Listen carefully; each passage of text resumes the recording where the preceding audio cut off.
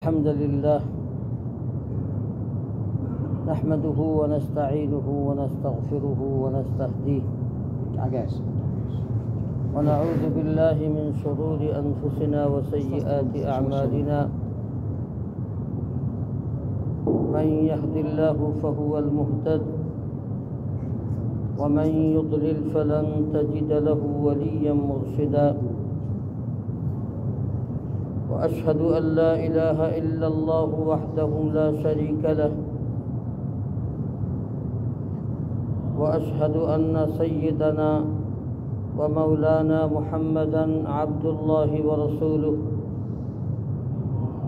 الذي بلغ الرسالة وأدى الأمانة ونصح الأمة وكشف الله به الغمة وجاهد في الله حق جهاده حتى أتاه اليقين فصلوات الله وسلامه عليه وعلى آله وصحبه وتابعيه ومن تبعهم بإحسان إلى يوم الدين. أما بعد، فإن أصدق الحديث كتاب الله، وخير الهدي هدي محمد صلى الله عليه وسلم، وشر الأمور محدثاتها، وكل محدثة بدعة، وكل بدعة ضلالة، وكل ضلالة في النار، عافانا الله وإياكم منها.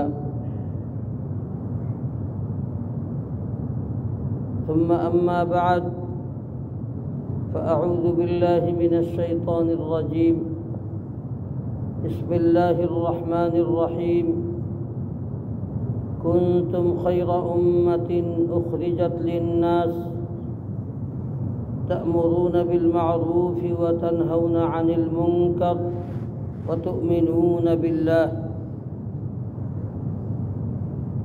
وقال رسول الله صلى الله عليه وسلم: خيركم من تعلم القرآن وعلمه، أو كما قال صلى الله عليه وسلم. سبحانك لا علم لنا إلا ما علمتنا إنك أنت العليم الحكيم.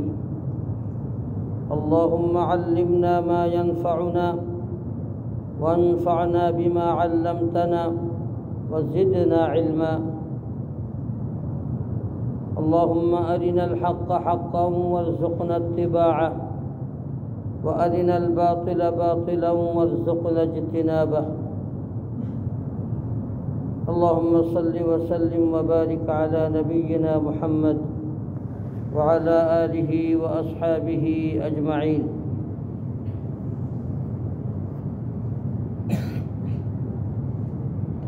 মুআজ্জাজ উলামায়ে কেরাম এবং আমার মুসলমান ভাইরা, আল্লাহ রব্বুল আলামিনের দরবারে অসংখ্য অগণিত শুকরিয়া, যিনি আমাকে আপনাকে অত্যন্ত মেহেরবানি করে, দয়া করে, মায়া করে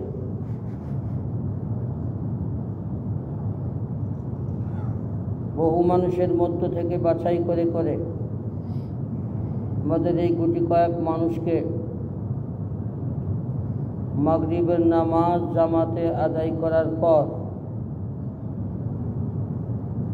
তার সবচেয়ে পবিত্র জায়গা, তার উত্তম জায়গা মসজিদে কিছু দিনই কোরআনি আলোচনা করা ও শোনার জন্য বসার তৌফিক দান করেছেন। আল্লাহ রব্বুল আলামিনের এই অতি মূল্যবান নেয়ামত সমূহের শুকরিয়া আদায় করতে একবার মুহাব্বতের সাথে কালিমাতুশ শুকর পড়ে নেই, বলি আলহামদুলিল্লাহ। আলহামদুলিল্লাহ। আমার ভাইরা, আমি আসলে আপনাদের সামনে যে আয়াতটি তিলাওয়াত করেছি, শুধু এই আয়াতের উপরে কয়েকটা কথা বলার চেষ্টা করব, যদি আল্লাহ তৌফিক দান করেন। আমিন। আল্লাহ কুনতুম খায়রা উম্মাহ, আল্লাহ বলতেছেন। কথাটা কার? আল্লাহ। আল্লাহ। কারণ যখন জানবো যে এই কথাটা আমার না, এ কথাটা অন্য কারো না, আমার সৃষ্টিকর্তা, আসমানের সৃষ্টিকর্তা, জমিনের সৃষ্টিকর্তা, সমস্ত মখলুকের সৃষ্টিকর্তা, তার যিনি সারা দুনিয়াকে সৃষ্টি করেছেন এবং পরিচালনা করেন এবং প্রতিপালন করেন, তার কথা। তাহলে কথাটার গুরুত্ব হয়তো একটু বাড়বে, উচিত বাড়া। তাই বলছি, কথাটা কার? আল্লাহ। আল্লাহ। আল্লাহ বলেন কুনতুম খায়রা উম্মাহ, তোমরা তো হলে সর্বশ্রেষ্ঠ উম্মত, তোমরা সর্বশ্রেষ্ঠ মানুষ, তোমরা সবচেয়ে ভালো মানুষ। সংক্ষেপ বাংলা কথা, আল্লাহ বলতেছেন তোমরা সবচেয়ে ভালো মানুষ।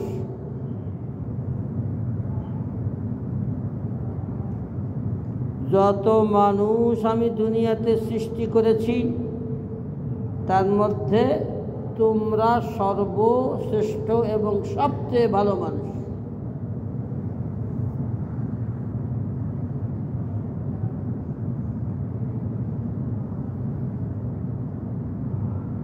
তোমরা কারা? নিশ্চয়ই এই কোরআন যাদের জন্য আল্লাহ দিয়েছেন তারা, তাই তো? কোরআন নাযিল করা হয়েছে আমার আপনার নবী মুহাম্মদুর রাসূলুল্লাহ সাল্লাল্লাহু আলাইহি ওয়াসাল্লামের উপরে। আর কোরআন এর মুখাতাব, কোরআন দেওয়া হয়েছে উম্মতে মুহাম্মাদের জন্য, তাই তো? আল্লাহর নবী সাল্লাল্লাহু আলাইহি ওয়াসাল্লামের পরে, আল্লাহর নবী সাল্লাল্লাহু আলাইহি ওয়াসাল্লাম দুনিয়াতে আসার পরে দুনিয়ার সমস্ত মানুষ আল্লাহর নবীর উম্মত। চাই তারা মুসা নবীর উম্মত হোক, চাই তারা ঈসা নবীর উম্মত হোক, আল্লাহর নবী সাল্লাল্লাহু আলাইহি ওয়াসাল্লামকে দুনিয়াতে নবী হিসেবে প্রেরণ করার পর সমস্ত নবীদের নবুয়ত আর রিসালাত ক্যান্সেল। একমাত্র রিসালাত চলবে কার? আল্লাহর নবী সাল্লাল্লাহু আলাইহি ওয়াসাল্লামের। সেই হিসাবে আল্লাহর নবীর উম্মত বলতে বর্তমান যারা ইহুদি তারাও আছে, যারা খ্রিস্টান তারাও আছে, যারা হিন্দু তারাও আছে, সারা দুনিয়ার মানুষ আল্লাহর নবীর উম্মত। কারণ তারা যে দলেরই হোক, তাদের নবী যারাই হোক না কেন, এটা পিছনে চলে গেছে। আল্লাহর নবী সাল্লাল্লাহু আলাইহি ওয়াসাল্লাম আসার পরে আল্লাহর যদি বলা হয় যে ওই সময় যদি কোনো নবীও থাকতেন তারাও আল্লাহর নবীর উম্মত হতেন, ঠিক না? কারণ আল্লাহর নবী এসেছেন, সব ক্যান্সেল। যাই হোক, আমি বলতে চেয়েছি, আল্লাহ তাআলা বলেন কুনতুম খায়রা উম্মাহ, তোমরা সবচেয়ে ভালো মানুষ, তোমরা সবচেয়ে ভালো মানুষ। এই যে ভালো মানুষ, দেখেন এখানে বুঝতে হবে খায়রা উম্মাহ। উম্মাহ শব্দটার মানে হলো জামাআত, দল। আর এই দলের মধ্যে সারা দুনিয়ার মানুষ আছে। এখানে আলাদা বলা হয় নাই ব্যবসায়িক দল, ওলামাদের দল, হ্যাঁ, রাজনৈতিক দল, সব দল মিলিয়ে একটা দল, সেটা হলো মানুষের দল। ঠিক না? এই মানুষের দলের মধ্যে আলেমও আছে, জাহেলও আছে, ব্যবসায়ীও আছে, আর ধনীও আছে, গরিবও আছে, আলেমও আছে, জাহেলও আছে। সমস্ত দলকে মিলিয়ে, সমস্ত মানুষকে মিলিয়ে হলো একটা দল, যেই দলের মধ্যে কোনো ভেদাভেদ নাই, উম্মতে মুহাম্মাদি। তো আল্লাহ তাআলা বলতেছেন, হে উম্মতে মুহাম্মাদি, হ্যাঁ, এর থেকে বাদ যাবে আর একজনরা, যারা আল্লাহ নবীর পিছনে যারা চলে গেছে, তারা তো এর মধ্যে আসবে না। আসবে নাকি? আসবে না। তোমরা আর যদি থাকতো,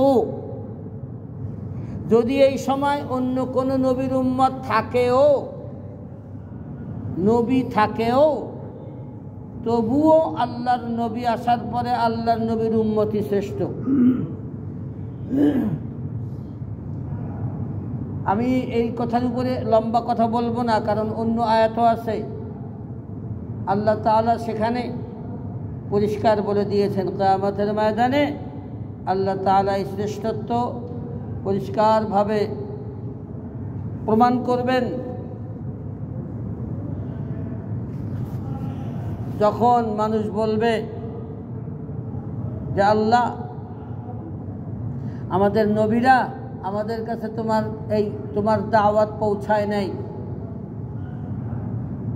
তখন ওই নবীরা সাক্ষী মানবে উম্মতে মুহাম্মাদিকে। আমরা দাওয়াত পৌঁছাইছি কি পৌঁছাই নাই, উম্মতে মুহাম্মাদিকে জিজ্ঞাসা করেন।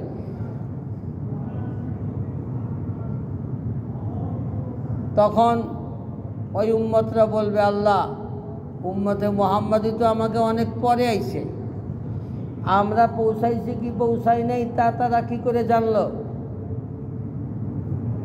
আল্লাহ জিজ্ঞাসা করবেন, কি করে জানলে? যে আমাদের নবীর থেকে আমরা শুনেছি, এই কিতাবের দ্বারা আমরা পেয়েছি।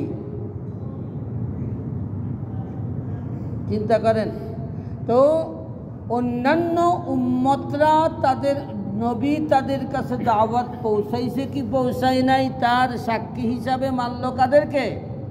উম্মতে মুহাম্মাদিকে। তোমরা ভালো না মন্দ, তোমাদের কাছে নবীরা পৌঁছাইছে কি পৌঁছায় নাই সাক্ষী দিল উম্মতে মুহাম্মাদি।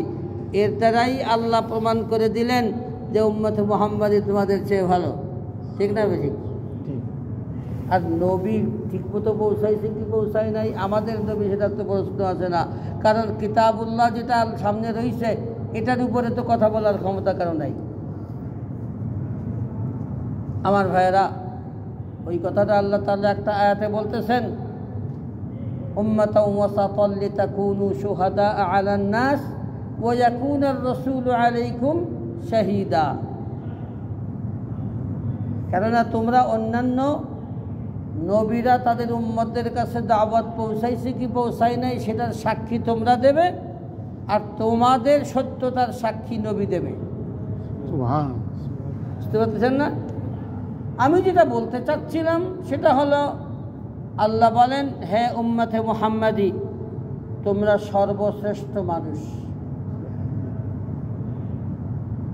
আমার ভাইয়েরা, একটু লক্ষ্য করে দেখবেন, প্রত্যেকে যারা আমরা পয়সাওয়ালা, আমরা কিন্তু চাই, এমন পয়সাওয়ালা হতে চাই না যে মানুষ আমাদেরকে বলবে অমুক পয়সাওয়ালা, অমুক ধনী ভারী একজন খারাপ মানুষ। এই কথাটা শুনতে চাই? শুনতে চাই। পয়সাওয়ালারাও শুনতে চায় না যে আমি খারাপ মানুষ, চেয়ারম্যানও শুনতে চায় না যে আমি একজন খারাপ চেয়ারম্যান। কি শুনতে চায়? চায় না। প্রেসিডেন্টও চায় না শুনতে যে আমি একজন খারাপ প্রেসিডেন্ট। শুনতে চায়? চায় না। একজন দোকানদার, সেও চায় না যে মানুষ তাকে বলুক ওই দোকানদার খারাপ। চায়? চায় না। প্রত্যেকে চায় যে আমি একজন ভালো মানুষ, চাই আমি দোকানদার হই, চাই আমি প্রেসিডেন্ট হই, চাই আমি মন্ত্রী হই, প্রধানমন্ত্রী হই, মানে চেয়ারম্যান হই, মেম্বার হই, যে যেখানে আছি সেখানে থেকে প্রত্যেকে চাই যে আমার সিফাতটা, আমার সিফাতটা যেন এটা হয় যে আমি যে কাজ করতেছি এই কাজে আমি একজন ভালো মানুষ, এটা যেন হয়।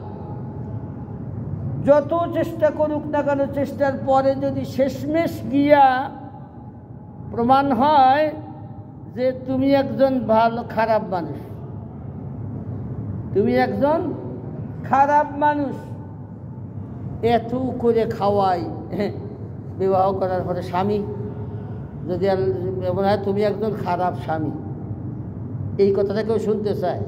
এত দিলাম, এত খাওয়ালাম, এত করলাম, শেষ পর্যন্ত আসে আমি খারাপ স্বামী। কি দেশ চালালাম, এত কিছু দিলাম তোকে, এত উন্নতি করলাম, আমি একজন খারাপ প্রধানমন্ত্রী, আমি এলাকায় একজন মানে এমপি, এত কিছু করে দিলাম ঘাট মানে, তারপরে আমি একজন খারাপ এমপি। মোট কথা, যে আমরা যে পেশায় আছি, যে যেখানে আছি, প্রত্যেকে চাই যে আমাদের এই কাজের মধ্যে আমি যেন একজন ভালো মানুষ, এটা আমার হয়। এটা কিন্তু সবাই চাই, চাই না? এটা সবাই চাই। আমার ভাইরা, মুশকিল হলো এই ভালো ব্যবসায়ী, ভালো ধনী, ভালো চেয়ারম্যান, ভালো মেম্বার, ভালো আলেম, ভালো কারি, ভালো ইমাম, ভালো মুয়াজ্জিন, এই ভালোটা হওয়ার জন্য যেই পথগুলি আমরা অবলম্বন করি, এটা ভুল পথ। বিভিন্নভাবে আমরা যা করি এই ভালো শব্দটা শোনার জন্য, তাই না? ভালো মানুষ এই কথাটা শোনার জন্য কিন্তু আমরা চেষ্টা কম করি না, চেষ্টা কম করি, বিভিন্নভাবে চেষ্টা করি।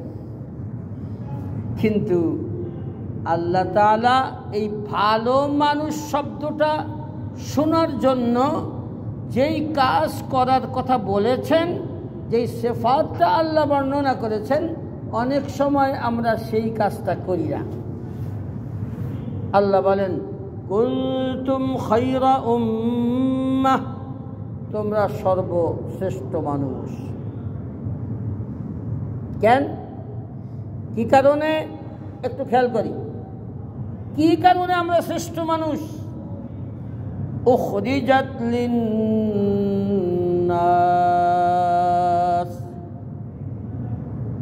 তার কারণ হলো তোমাদেরকে, খেয়াল করেন, উখরিজাত বের করা হয়েছে, বের করা হয়েছে, লিন্নাস মানুষের উপকারের জন্য। লিন্নাস সবাই জানি আমরা, এই লি মানে উপকার করা, মানুষের উপকারের জন্য। কেননা তোমরা মানুষের উপকার করবে, এজন্য তোমাদেরকে বের করা হয়েছে।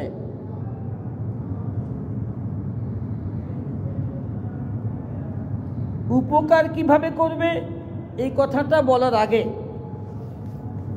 আপনাদেরকে আমি বলি, আল্লাহ বলেছেন উখরিজাত, তোমাদেরকে বের করা হয়েছে, অথচ কোত্থেকে বের করা হলো? উদ্দেশ্য হলো তোমাদেরকে সৃষ্টি করা হয়েছে, বুঝছেন? তোমাদেরকে সৃষ্টি করা হয়েছে, এটার উদ্দেশ্য। কিন্তু আল্লাহ সেই শব্দটা বলেন নাই। কেননা আল্লাহ তাআলা এই কথাটা সৃষ্টি এই জন্য বলেন নাই যে আল্লাহ বলতেন তোমাদেরকে সৃষ্টি করা হয়েছে, তাহলে উখরিজাত শব্দ দিয়ে আল্লাহ যেটা বোঝাতে চান সেটা বোঝানো যেত না। সেটা কি জানেন? সেটা হলো আল্লাহ বোঝাতে চান তোমাদেরকে সৃষ্টি করা হয়েছে মানুষের উপকারের জন্য, কিন্তু মানুষের উপকার করার জন্য যে তোমাদেরকে বের হতে হবে ঘর থেকে, এই কথাটা বোঝা যেত না। বোঝা যায় তো? আল্লাহ যদি বলতেন উখরিজাত লিন্নাস আই খলিকাত লিন্নাস খলিকতুম লিন্নাস, তাহলে এই কথাটা বোঝা যেত না যে তোমাদের মানুষের উপকার করার জন্য ঘর থেকে বের হওয়া লাগবে। কথা বোঝেন নাই? এজন্য আল্লাহ তাআলা এখানে শব্দটা ব্যবহার করেছেন উখরিজাত, তোমাদেরকে বের করা হয়েছে মানুষের উপকার করার জন্য। আল্লাহর নবী কি ঘর থেকে বের হন নাই? সাহাবায়ে কেরাম ঘর থেকে বের হন নাই? এমন করে কেউ আছে যে ঘরের মধ্যে বসে উপকার করে? আরে ঘরের মধ্যে বসে যারা উপকার করে তাকেও বের হওয়া লাগে ওই উপকার করার জন্য। আমি ওদিকে লম্বাভাবে, আমার যেহেতু আমার ওয়াজ না লম্বা, ওদিকে যাব না। বলছি আল্লাহ তাআলা উখরিজাত শব্দ ব্যবহার করেছেন, তার মূল কারণ হলো বুঝাতে চেয়েছেন বান্দা তোমাদেরকে যে আমি সবচেয়ে উত্তম মানুষ আর ভালো মানুষ বলছি, তার কারণ হিসাবে বলছি তোমরা মানুষের উপকার করবে। আর এর সাথে সাথে এটাও বলে দিয়েছি, মনে রাখবে তোমরা মানুষের উপকার করার জন্য তোমাদেরকে ঘর থেকে বের হওয়া লাগবে। কথাটা ক্লিয়ার? আমার ভাইরা, আল্লাহ বলেন উখরিজাত লিন্নাস, তোমাদেরকে বের করা হয়েছে মানুষের উপকার করার জন্য। এবার প্রশ্ন হলো উপকার করার পদ্ধতি কি? মানুষ তো বিভিন্নভাবে উপকার করে, তাই না? উপকার সাধারণত দুই রকম হয়ে থাকে। সাধারণত দুই রকম হয়ে থাকে। কেন দুই রকম বলছি জানেন? এখানেই আরো বড় একটা কথা, দুই রকম না একরকম। খালি মানুষকে দুনিয়ায় উপকার করলেই সে উপকৃত হয় না। একজনকে টাকা দিয়ে উপকার করলেন, পয়সা দিয়ে উপকার করলেন, চাকরি দিয়ে উপকার করলেন, সাথে উদ্দেশ্য হলো আপনি যত খারাপ চান তত কি যেন কয়, আপনি মুসলমান থাকবেন না, আপনি খ্রিস্টান হবেন, ইহুদি হবেন, নাসারা হবেন। উদ্দেশ্য যদি তাই থাকে তাহলে এই উপকার করার দ্বারা কি কোনো লাভ হলো? হলো না। আমি বলছি দুনিয়াতে মানুষ, দুনিয়া একটা জগৎ, আর এটা হলো ইহকাল, খুবই সামান্য সময়ের জন্য। এজন্য দুনিয়ার উপকারটা উপকার, দুনিয়ার উপকারও আল্লাহর নবী বা ইসলাম বা দ্বীনে কম করে দেখা হয় নাই। কিন্তু আসল উপকার হলো যেখানে অনন্তকাল থাকা লাগবে, যেটা আমাদের আসল বাড়ি। এই দুনিয়া আসল বাড়ি না, আসল বাড়ি আমাদের আখিরাত। এই কথা বোঝাতে গেলে অনেক লম্বা। মনে রাখবেন আমাদের আসল বাড়ি দুনিয়া না, আমাদের আসল বাড়ি আখিরাত। দুনিয়াতে খুবই সামান্য সময়ের জন্য, বলতে পারেন দুনিয়াতে কত সময়ের জন্য? কেউ বলতে পারে দুনিয়ায় কত সময়ের জন্য আল্লাহ আমাকে পাঠাইছে? 1 সেকেন্ড, 2 সেকেন্ড না, 1 সেকেন্ডও হতে পারে। আমি দুনিয়াতে কতটুকু সময় আছি এর নিশ্চয়তা যদি আমাকে দেওয়া হতো তাহলে কিন্তু আমরা একটা পরিকল্পনা করতে পারতাম, কবে মরব, মরার কতদিন আগের থেকে পরিকল্পনা নেওয়া যায়, একটা কিছু করা যায় তো, ঠিক আছে? কিন্তু এইখানে একটা জিনিস আল্লাহ বলে দিয়েছেন, ওয়ামা তাদরি নাফসুম বিআইয়ি আরদিন তামুত। মানুষ কখন কোন মাটিতে কিভাবে মরবে সেটা জানে না। যে কয়টা জিনিস, যে গায়বিয়াত, 5টা জিনিসের মধ্য থেকে একটা জিনিস হলো মানুষ তার মৃত্যুর খবর জানে না। কোথায় মারা যাবে, কিভাবে মারা যাবে, কেউ জানে না। তো দুনিয়ার জীবন, আমি ওদিকে গেলে লম্বা হয়ে যাবে। দুনিয়ার জীবন কত সময়ের জন্য? একেবারে এত, যদি বলা হয় যে 1 সেকেন্ড, তাও বেশি। অবশ্য কোরআন শরীফের মধ্যে একটা কথা আসে, কিয়ামতের ময়দানে আল্লাহ জাহান্নামীদেরকে জিজ্ঞাসা করবেন, এই তোরা দুনিয়াতে কত সময় ছিলি? এবার বল, যেই দুনিয়াকে এই আখিরাতের এই পরকালের থেকে বেশি প্রাধান্য দিয়ে আখেরাতকে তোরা পিছনে রেখে দুনিয়ার জন্যই, দুনিয়ার শান্তির জন্য, দুনিয়ার এই অনসামান্য দুনিয়ার মানে ভোগের জন্য যে তোরা অনন্তকালের জীবনকে ছেড়ে দিলি, তোরাই দুনিয়ার সময়টা কতটুকু ছিল। قال كم لبثتم في الأرض عدد سنين,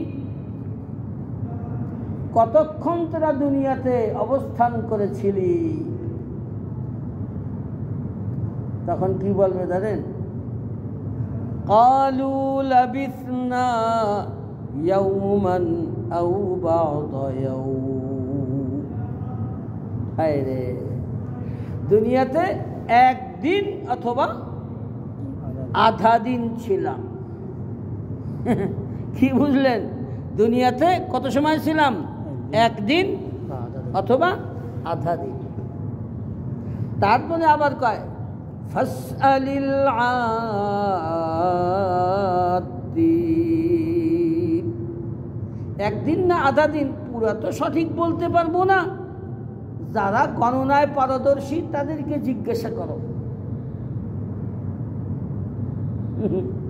হায় রে, এই দুনিয়ার জীবনটা একদিন অথবা আধা দিন, মেনে নিলাম একদিন। আচ্ছা, আপনি একদিনের শান্তি আর ভোগের জন্য অনন্তকালের ভোগটাকে আপনি পিছনে রাখবেন, এটা কি কোনো যুক্তিসঙ্গত আর ভালো মানুষ আর বুদ্ধিমানের কথা হইতে পারে? পারে না। আমার ভাইয়েরা, আসলে বলতে গেলে অনেক লম্বা, আমি সংক্ষেপ করার চেষ্টা করছি। আল্লাহ তাআলা বলেন, শোনো, মানুষের উপকারের জন্য সৃষ্টি করেছি, দুনিয়ার উপকারও ভালো, বাকি সেটাও যদি আখিরাতের জন্য হয় তাহলে সেটা দুনিয়ার উপকার না, বরং আখিরাতের উপকার। সেই জন্য আল্লাহ বলেন উপকারের পদ্ধতিটা হলো তা'মুরুনা বিল মা'রুফি ওয়া তানহাউনা আনিল মুনকার। মানুষের উপকার করবে তার পদ্ধতি হলো তোমরা মানুষকে ভালো কাজের আদেশ করবে আর মন্দ কাজ থেকে নিষেধ করবে। বুঝছেন? তো আমরা ভালো মানুষ কেন? এর কারণ হলো আমরা মানুষকে ভালো কাজের আদেশ করি, মন্দ কাজ থেকে ফেরায় রাখি। এখানেও অনেক লম্বা কথা, মনে রাখবেন, সংক্ষেপে এটা মনে রাখতে হবে। আমাদের মধ্যে যদি এই সিফাত থাকে যে মানুষকে আমরা ভালো কাজের আদেশ করি আর মন্দ কাজ থেকে ফিরাই, তাহলেই আমি ভালো মানুষ। আর আমি যত বড় পয়সাওয়ালা হই না কেন, যত বড় ক্ষমতাওয়ালা হই না কেন, ভালো কাজের আদেশ যদি না করি আর মন্দ কাজ থেকে বিরত না রাখি, তাহলে আমি যে ভালো এই কথাটা বলা যাবে না। ওয়া তুমিনুনা বিল্লাহ, আর আল্লাহর উপরে ঈমান আনো, রাখো। তাহলে দুইটা জিনিস, মানুষকে ভালো কাজের আদেশ করো, মন্দ কাজ থেকে নিষেধ করো, এটা একটা। আর একটা হলো নিজেও কোরআন হাদিস অনুযায়ী আল্লাহ যে জন্য পাঠিয়েছেন সেই ব্যাপারে বিশ্বাস রাখো, সঠিক ঈমান রাখো। তো নিজের মধ্যে এর বিশ্বাস থাকতে হবে, নিজে আমল করতে হবে, অন্যদেরকে আমলের দাওয়াত দিতে হবে। সংক্ষেপ করার জন্য বলছি, মনে রাখবেন, নিজে স্বাভাবিক একজন মোটামুটি ভালো মানুষ হওয়ার জন্য নিজে যদি কেউ ঈমান রাখে, আমল করে, বলা যাবে ভালো মানুষ, কিন্তু সবচেয়ে ভালো মানুষ বলা যাবে না। নিজে একজন ভালো মানুষ হওয়ার জন্য ঈমান থাকলো, নিজে আমল করলাম, তাকে মানুষ বলবে একজন ভালো মানুষ। কিন্তু সবচেয়ে ভালো মানুষ হওয়ার জন্য নিজে ঈমান আনতে হবে, নিজে আমল করতে হবে। অন্য কিভাবে ঈমান আনে, কিভাবে আমল করে, কিভাবে ঈমানওয়ালা হয়ে যায়, কিভাবে আমলওয়ালা হয়ে যায়, কিভাবে কোরআনের উপরে উঠে যায়, নবীর তরিকার উপরে উঠে যায়, এজন্য তার সাধ্যানুযায়ী মেহনত করে, মুখ দিয়া, কথা দিয়া, কাজ দিয়া, যেভাবে হোক সে চেষ্টা করে কিভাবে অন্যরাও কোরআনওয়ালা হয়ে যায়, দ্বীনওয়ালা হয়ে যায়, ঈমানওয়ালা হয়ে যায়, এইটার পরে চেষ্টা করে। যতক্ষণ পর্যন্ত এই চেষ্টা না করবে সে ভালো মানুষ হতে পারে, সবচেয়ে ভালো মানুষ হবে না, অন্যদের চেয়ে ভালো মানুষ হবে না, নিজে ভালো মানুষ হতে পারে, তাও কোনো কোনো ক্ষেত্রে দেখা যাবে যে এটা না করার কারণে এই ভালো মানুষের ভালোটাও থাকবে না। কথা বোঝেন না? কারণ বলতে গেলে অনেক লম্বা। আপনি ভালো মানুষ, কিন্তু আপনার দায়িত্বে যে লোকগুলি আছে, নিজের সন্তান নামাজ পড়ে না, আপনি ওইটুক ভালো হইলে কিন্তু চলবে না। নিজের সন্তান নামাজ না পড়লে ওই নামাজ না পড়ার কারণেও হয়তো আপনাকে জাহান্নামে যাওয়া লাগবে। তাহলে কি দাঁড়ালো যে নিজে ভালো হয়েও এমন কিছু লোক আছে যাদের ভালো না হওয়ার পিছনে আমার চেষ্টা না করার কারণেও আমি জাহান্নামে হচ্ছি। ঠিক না ভাই? ঠিক। এজন্য মনে রাখতে হবে নিজে ভালো হওয়া আর সবচেয়ে ভালো হওয়ার জন্য চেষ্টা করা, যে সারা দুনিয়ার মানুষ কি করে দিনওয়ালা হয়ে যায়, আল্লাহওয়ালা হয়ে যায়, ইমানওয়ালা হয়ে যায়, নবীর তরিকার উপরে উঠে যায়, চেষ্টা করা তার শ্রদ্ধানুযায়ী। এই চেষ্টা করলেই যে সর্বোত্তম মানুষ হবে। আমার ভাইয়েরা, তো দেখা গেল যে সর্বোত্তম মানুষ হওয়ার জন্য মূল হলো নিজে আল্লাহ এবং কোরআনের উপরে ঈমান রাখতে হবে, আমল করতে হবে। আর অন্যরা যাতে কোরআনের উপরে আল্লাহর উপরে ঈমান রাখে এবং আমল করে, তার জন্য চেষ্টা তার সাধ্যানুযায়ী করতে হবে। এই দুইটা সিফাত যার মধ্যে আছে সে সবচেয়ে ভালো মানুষ। আমার ভাইরা, এখানে আর একটা হিকমত, সেটা আমি বলবো না এখন, এখানে বলতে গেলে সময় লাগবে। আমি যেটা বলতে চাই, আমরা নিজেরা কি করে দিনওয়ালা হয়ে যায়, আমলের পরে উঠে যাই, আর সারা দুনিয়ার মানুষ কি করে আমলের পরে উঠে যায়, এজন্য ফিকির করা আমাদের জিম্মাদারি। ঠিক না বেঠিক? আমাদের জিম্মাদারি। মনে রাখবেন, নিজে আমল করাটাও টিকে থাকে তখন যখন অন্যকে আমলের উপরে উঠানোর জন্য চেষ্টা করা হয়। এজন্য আমরা নিজেরাও যাতে আমল করতে পারি, নিজেরাও যাতে আল্লাহর দ্বীন মেনে চলতে পারি, নবীর তরিকা অনুযায়ী চলতে পারি, অন্যরাও যেন আল্লাহর দ্বীন অনুযায়ী চলে, এর জন্য আমরা চেষ্টা করা দরকার। এই চেষ্টা করার জন্য আমরা কে কে তৈরি আছি একটু যদি বলি, তাহলে আল্লাহ পাক আমাদের সবাইকে দ্বীন প্রতিষ্ঠা করা, কায়েম করা জান্নাতুল্লাহ তৌফিক দান করা। জি মাশাআল্লাহ। এখন নিয়ত আছে না সবার ইনশাআল্লাহ? আল্লাহ তাআলা যেহেতু আমাকে আপনাকে বলেই দিয়েছেন যে আমরা সর্বশ্রেষ্ঠ মানুষ, সব থেকে ভালো মানুষ, তাই না?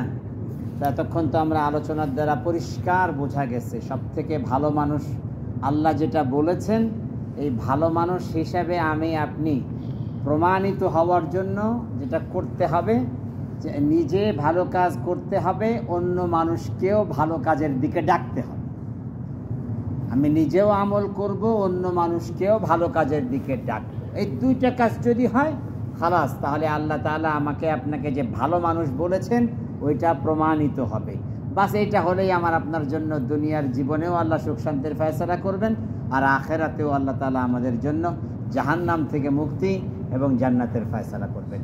এত বড় একটা বিষয়কে কত ছোট্ট আকারে সংক্ষেপে আমার আপনার সামনে তুলে ধরেছে। তো এই জন্য এই যে কাজটা আমি নিজে আমল করব, অন্য মানুষকেও আমলের দিকে ডাকব, এই কাজটার আমাদের সামনে যে নমুনা, এটার নাম হলো তবলিগ। তবলিগের নামে, দাওয়াত ও তবলিগের নামে যেই মেহনতটা চলে, এই যে গাস্ত করে, গাস্তার মানে কি? মানুষের কাছে গিয়ে বলে যে ভাই নামাজ পড়েন, একটু মসজিদে আসেন, আল্লাহর হুকুম মানেন, নবীর তরিকায় চলেন, এই কথাই তো বলে, নাকি বলেন?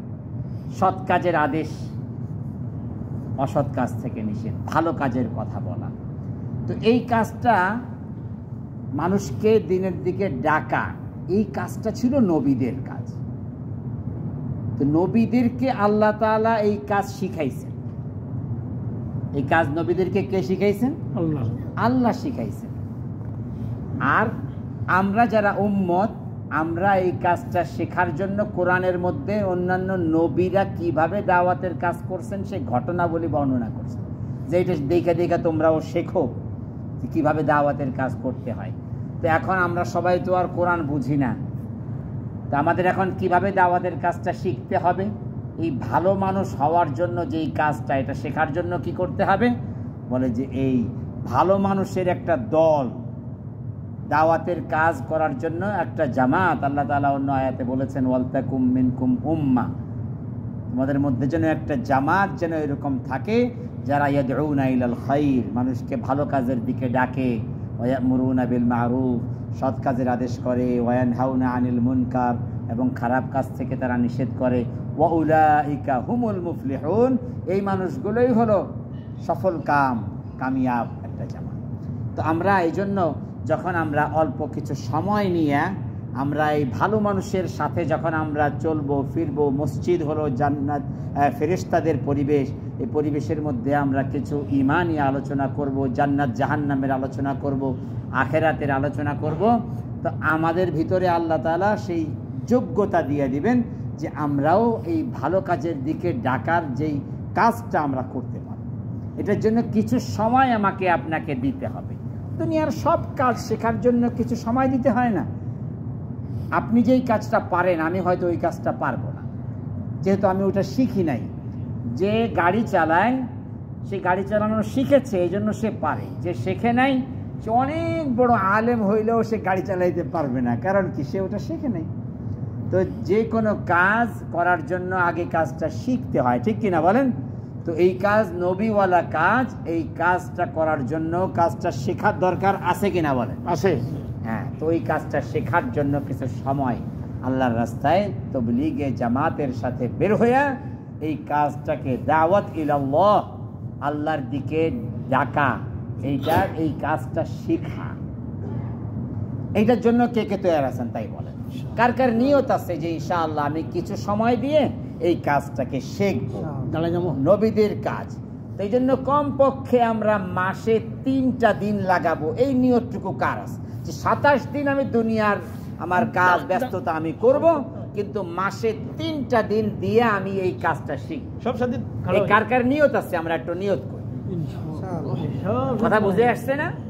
মাসে 3টা দিন দিয়ে আমি এই কাজটা শিখবো ইনশাআল্লাহ। মাশাআল্লাহ, আল্লাহ তাআলা কবুল করেন। মাশাআল্লাহ, ঠিক আছে, যারা ছুটি যাবে বসে।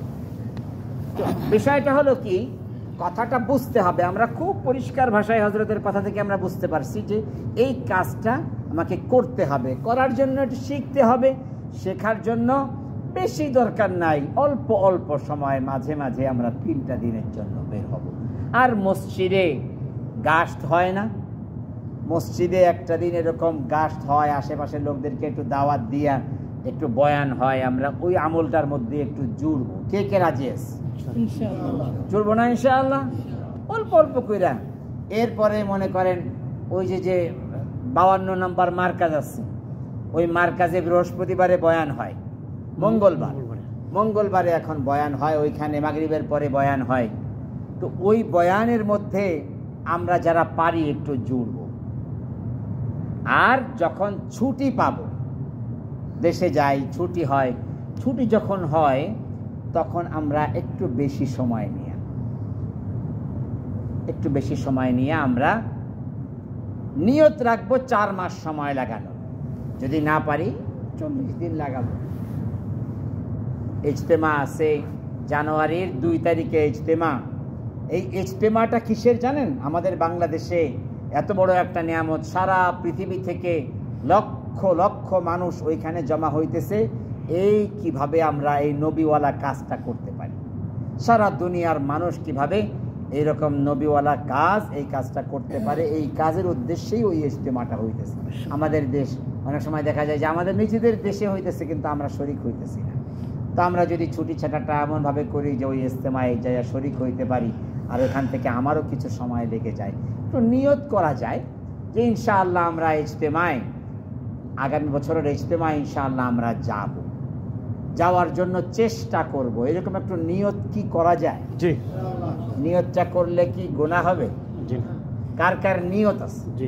ইনশাআল্লাহ আমরা একটু ইজতেমায় যাব, এবং সাথে সাথে এতটুকু নিয়ত করি যে ইজতেমায় যেয়ে কম বেশি সময় ইনশাআল্লাহ লাগাবো। বেশি না পারি কমপক্ষে 10 দিন 20 দিন যতটুকু পারি সময় লাগাবো, এরকম একটা নিয়ত করা যায় না ইনশাআল্লাহ? আল্লাহ তাআলা আমাদেরকে তৌফিক দান। আমিন। ঠিক আছে ইনশাআল্লাহ। মাশাআল্লাহ, ইজতেমার আগে জোড় হয়, বাংলাদেশে একটা জোড় হয়, সমস্ত পুরনো সাথী যারা দাওয়াতের তবলিগের কাজ করে তাদের একটা জোড় হয়। ওই জোড় থেকে নিয়ে ইনশাআল্লাহ কি যেন নাম, আব্দুল মালিক ভাই ইনশাআল্লাহ চিল্লা লাগাবেন, 40 দিন লাগাবেন। আল্লাহ তাআলা কবুল করেন, জানে মালে বরকত দান করেন, সারা দুনিয়ায় এই দিনের কাজ নিয়ে চলবার তৌফিক আল্লাহ তাআলা দান করেন। আমরা হিম্মত করি, ইজতেমা থেকে এক জমাতের ইজতেমা থেকে আমরা যদি কিছু সময় লাগানোর একটা ফিকির করি, আমরা একটা জামাত তৈরি হয়ে যেতে পারি যে ইনশাআল্লাহ জানুয়ারির ইজতেমা থেকে আমরা মানে ইজতেমা থেকে সময় লাগাবো। এরকম কার কার হিম্মত আছে? এই সাথী ভাইরা দাঁড়ায়, ইজতেমা থেকে যারা যারা যাওয়ার নিয়ত করছি তারা দাঁড়ায়, এই নামটা একটু লিখে ফেল এখন থেকে ফিকির। হ্যাঁ, একটু একটু এই পাশে আসি আমরা, এই ভাইরা একটু এই পাশে আসি, এইখানে এইখানে দূরে যাওয়ার দরকার নেই, এখানেই বসি। ইজতেমা থেকে আমরা একটা জামাত তৈরি হয়ে যায় যে ইনশাআল্লাহ আমরা ইজতেমা থেকে 2 নম্বরের জামাতে যায়। 2 নম্বরের জামাত কবে 1 নম্বর হবে? কেমনে যাব কি চিন্তা করি নাই, সামনেও করা যাবে। খোদ নিজেরটা করতে হইব, আরেকজনে যাইব কিনা এটা করতে হইব।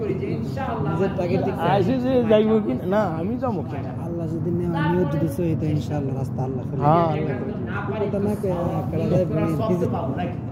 অনেক চিন্তা করে নাম দেখাই, ওই যে মুফতি সাহেব আইতেছে না পারি তাহলে গুনাহ হইব না। না না না, এটা কিন্তু গুনাহ বা ওয়াদা না, এটা হলো ইচ্ছা, নিয়ত।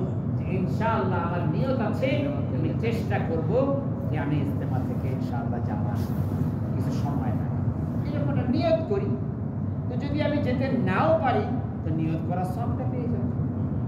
এই নিয়ত করার একটা সব, নিয়তুল মারই খায়রুম মিন আমালিহি, নিয়ত যেটা আছে এটা একটা আলাদা সওয়াবের বিষয়। তো এই সওয়াবটুকু তো পাইতে পারি। কি বলেন, আর কেউ আছেন যে এরকম নিয়ত করতে পারে? মাশাআল্লাহ, এই আমি ছুটি নেওয়ার চেষ্টা করব, দেশে যাওয়ার চেষ্টা করব, সময় নিয়ে, কিন্তু নিয়তটা কি বলেন একেবারে বুঝতে হবে, এক ফ্লাইটে যাবেন ইনশাআল্লাহ। কথাটা বুঝতে হবে যে এটা কোনো ওয়াদা না, এটা আমার দিলে চাই যে আমি চাই, চেষ্টা করি। যদি হয়ে গেল আল্লাহ তৌফিক দেন আলহামদুলিল্লাহ, যদি আমি চাইতে নাও